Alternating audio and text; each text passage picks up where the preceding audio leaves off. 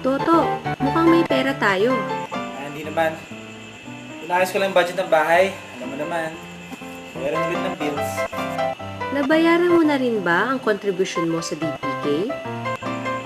Alam mo, parang hindi ako sigurado. Kalahati lang yata binayaran ko noon eh. Siguro pwede naman magtanong sa kanila, di ba? Oo naman. Alam nila yun dahil maayos ang sistemang pinansyal nila. Sistemang pinansyal. Mukhang may bago ka na naman ituturo ngayon.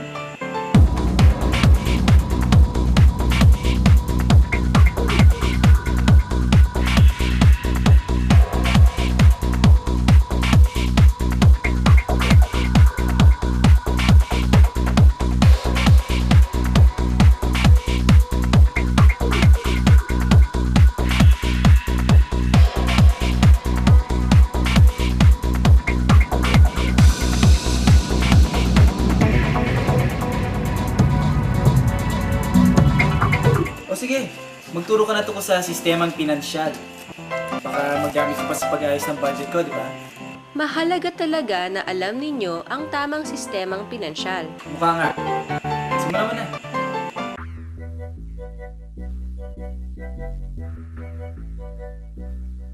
Ang Damayang Pangkalusugan o DPK ay isang pinansyal na programa. Kaya dapat bigyang atensyon ang pagpasok at paglabas ng pera para maganda ang takbo nito. Ang pinansyal na layunin ng programa ay panatilihin ang balanse ng kita at gastos. Sa pinansyal na paningin, ang DPK ay ang pagkolekta ng kontribusyon mula sa miyembro, pagtala sa lumalaking pondo, at paglabas ng pera para sa mga benepisyong pangkalusugan. Ang balanse ng kita at gastos sa simpleng salita ay kapag ang koleksyon ng kontribusyon ay kapantay o higit pa sa mga gastos ng pondo. Isang kooperatiba na may programang DPK ay ang Novaliches Development Cooperative, Incorporated. Nagsimula ito 1993, yung aming healthcare program. Hanggang sa ngayon, na patuloy naming binibigyan ng patuloy na serbisyo para sa mga kasapi.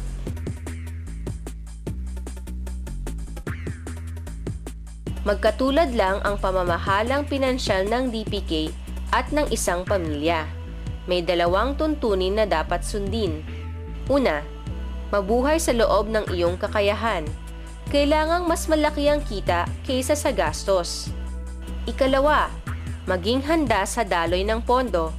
Kahit paano, alam natin kung kailan pumapasok ang pondo. At alam din natin na pabago-bago ang gastos sa buong taon. Kailangang maplano ang pondo sa mga gastusing ito. Sa bahay, alam natin kung kailan may sweldo.